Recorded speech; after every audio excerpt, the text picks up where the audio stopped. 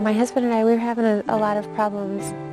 He was a very controlling person, possessive, jealous, insecure. He became very violent one night. It was affecting my kids. They heard their father hitting me and yanking my hair. I was close to suicidal. I didn't know whether I should stay or whether I should go. When you're in there, it's kind of hard to see outside of it. I had less than $4 in my pocket. I left, didn't turn back. I took the kids and ran. It took me strength and courage to do it.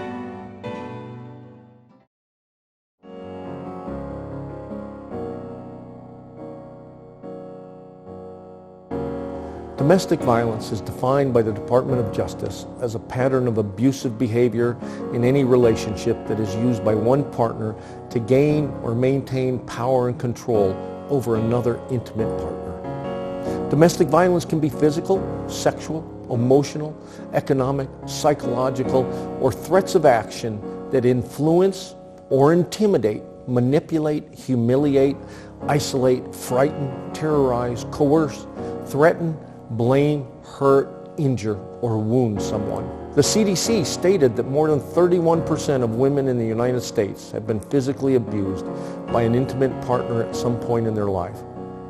And the National Coalition Against Domestic Violence hotline receives approximately 20,800 calls on any given day. Every 9 seconds in the U.S., a woman is assaulted or beaten. 1 in 4 women have been victims of severe physical violence by an intimate partner in their lifetime. 1 in 5 women in the United States is raped during their lifetime. And domestic violence is the leading cause of injury to women, more than car accidents, muggings, and rapes combined. That's why the Women's Healing and Empowerment Network was founded in 2008. WIN's mission is to provide safety for victims, education for perpetuators, and address the causes, effects, treatment, and prevention of domestic violence in order to eradicate this intergenerational cycle of abuse. Are children affected by violence in the home? 1 in 15 children are exposed to intimate partner violence each year, and 90% of these children are eyewitnesses to the violence. That means between 3 to 10 million children are witness to some form of domestic violence every year. 30 to 60% of the perpetuators of domestic violence also abuse the children in the household. And what are the long-term impacts of domestic violence? Domestic victimization is correlated with a higher rate of depression and suicidal behavior. One study in North America found that children who were exposed to domestic violence in the home were 15 times more likely to be physically and or sexually assaulted than the national average. Men who as children witnessed their parents' domestic violence were twice as likely to abuse their own wives than sons of nonviolent partners. And how does domestic violence impact the community? Domestic violence is prevalent in every community and affects all people regardless of age, sexual orientation, gender, race, religion, nationality, or social economic status. Domestic violence accounts for 15% of all crimes in the U.S. Domestic violence victims lose nearly 8 million days of paid work each year in the U.S., and that's equivalent to 32,000 full-time jobs. The cost of domestic violence in the U.S. alone exceeds $5.8 billion each year. $4.1 billion are for direct medical and healthcare services, while productivity losses account for another $1.8 billion. Between 21 to 60% of victims of domestic violence end up losing their jobs due to reasons stemming from the abuse. In a recently published article, Officer Johnson of the Airway Heights Police Department stated that they respond to domestic violence calls each day. And detectives who work for Spokane Regional Domestic Violence Units warn that without intervention, abusive relationships are slow-moving homicides. In fact, 1 in 3 female murder victims are killed by an intimate partner, and 72% of murder-suicides are committed by intimate partners.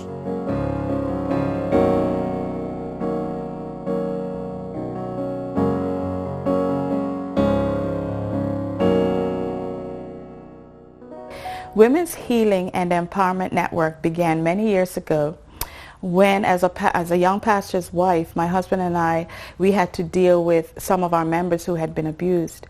And so that was my first recollection of understanding about domestic violence. And I was asked by a religious leader to start another program, another home for abused women and children. And when I came to Mabel's, I was at that place that I had a lot of self-blame, self-hatred, and I really didn't know how to love myself. And Mabel and her program, her 12-session program, was a blessing to me. It offered me a safe place to heal. The environment with the other women in the safe house actually was very healing because it provided a context in which I could see normal behavior, because I'd only heard disparaging remarks and verbal abuse and control and selfishness. And at Mabel's, I feel I learned to love myself in a healthy way. I've been associated with Gwen and Mabel Dunbar for over 18 years now.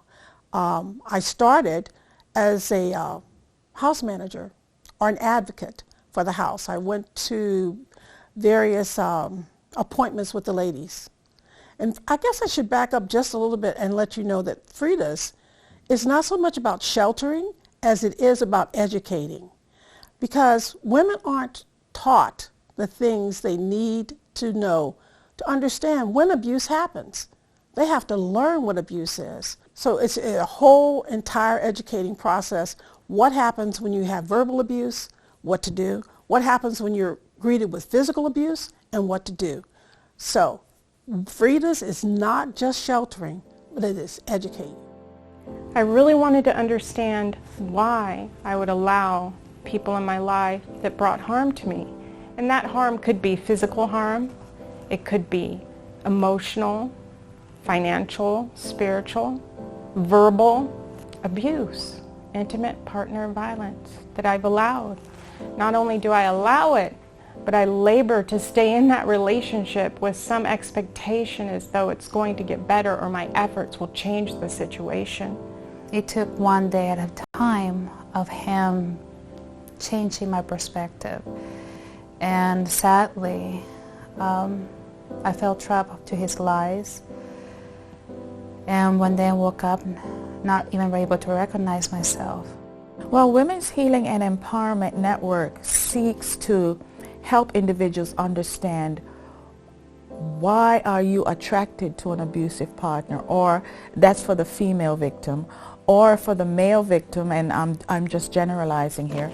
For the male victim, why is there a need to control or to hurt a partner? And so we try to help people understand where the tendencies and where the behaviors are coming from. And once people can understand that maybe they learned it in their homes, maybe they saw it happen in their homes, maybe they themselves were abused, and this is how they know how to relate. When they can understand that, then we're able to help them see how they can stop the behavior. A friend told me about Mabel and I came right away and I started taking the program, and it helped me to find out myself again and how I can be a useful mother and a member of society and being happy and understand what really went on without judgment.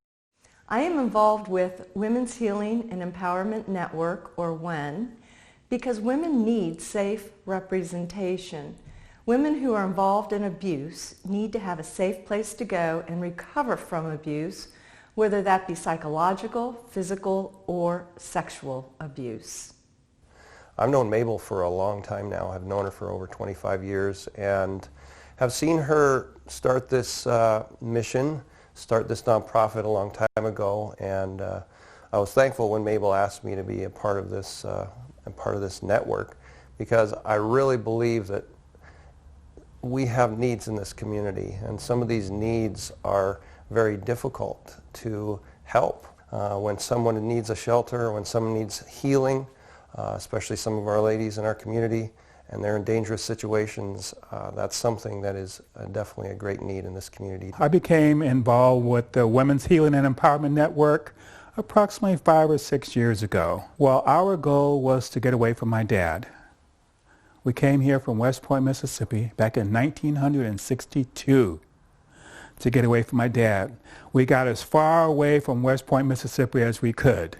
And until my mom's dying day, she would not talk about my dad because of physical, emotional, the financial abuse that we all had to go through.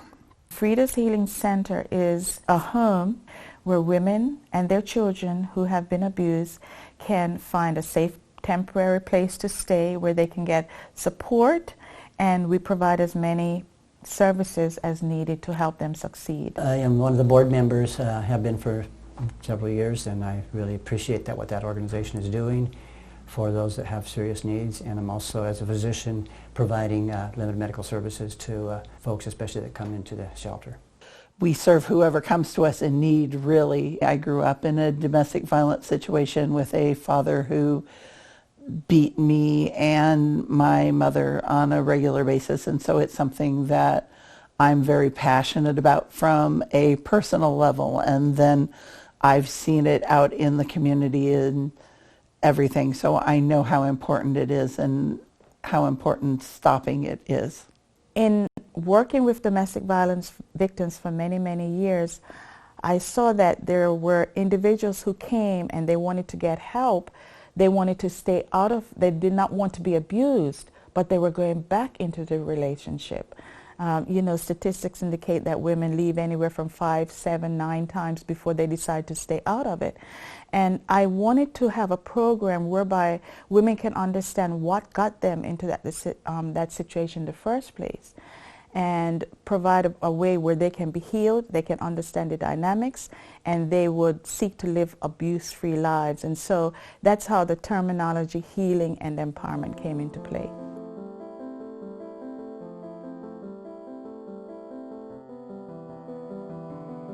I have some statistics to share with you as to why Cleone's Closet Food Pantry is so important in this community and fills the need. The pantry addresses the issue of hunger in the community because across Washington, more than 1.2 million people live in communities with poverty rates of 20% or more. A study found that 1 in 3 families had trouble meeting their basic needs of buying food or paying their rent and utility bills. That means across America, almost 50 million people struggle to put food on their table, and nearly 1 in 7 people go hungry every day. Unfortunately, 14 million of them are children, and they go to school and bed each night hungry.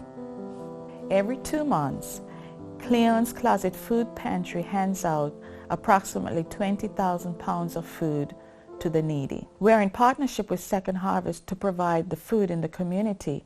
And through Second Harvest, we are also getting food from Walmart, from Yokes, from grocery outlet, and also from individuals in the community who donate from their garden or they'll purchase food for us. Cleone's really helped us out, especially with, not being able to afford groceries or any of that. And we were so far from family that they became our family. And when I met Mabel and she told me about Cleone's Closet Food Pantry, I came down to just check it out. And I was surprised they have a lobby where people sit on couches, not in metal chairs. And the volunteers bring you back into the pantry and you shop the pantry, what you would actually eat, not what they just give you. They treat people with dignity and respect here.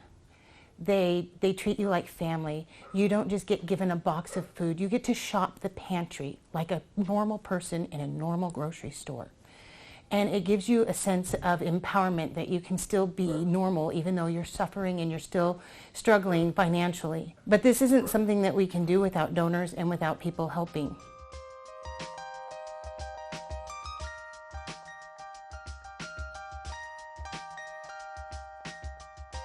My name is Jordan Jarvis, and I'm here in support of Cleone's Closet, doing a fund drive for Cleone's Closet where we're collecting cash donations and doing an account that we've set aside. And then at the end of the year here, we'll match those donations and then give them to the closet for their benefit. It's great to be a part of the organization. There's a real need out here in the Airway community, and it's awesome to be a part of the solution to that need. And really, you know, when businesses and individuals come together, it's incredible what they can accomplish. All the things it takes to run a facility like this, provide housing for women, provide food for women, those are things that we need donations for.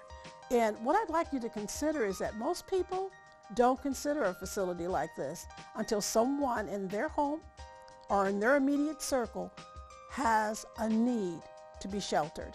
I am very grateful, not only for Mabel, but for every volunteer, for every person that comes and helps Mabel, and even for those people that don't even show their faces, that every month they're able to give donations to help, because there are many cases that go through Mabel that it's not like it's just a bed that we can sleep on. It's really we get our life back. Every person who is involved in this network really does have the genuine person in mind. We are all here because we want to see people help. That's why I'm really thankful for the shelters that we have. I'm really thankful for Cleone's Closet. I'm really thankful for all of the ways in which we can help this Spokane area community. And it's just, we're so grateful for all of our sponsors that donate all of the food, and all of our volunteers and all the people that really help with the entire corporation. I would encourage those in the area to really think about making a donation for the benefit of Cleone's Closet. Monetary donations are always appreciated and always needed. And I'm very, very thankful for her program, and for those of her donors out there and fellow believers. I just want to say thank you. Your donations and contributions of money or time served as a volunteer will help us keep these important programs to provide support in your community. And if you shop with Amazon, please log on using Amazon Smile, because Amazon donates 0.5% of the price of your eligible purchases to the charitable organization of your choice. And we'd like you to choose WEN. For more information, please go to wennetworking.com. And remember, WEN is a registered nonprofit organization, so your donations and contributions are tax deductible.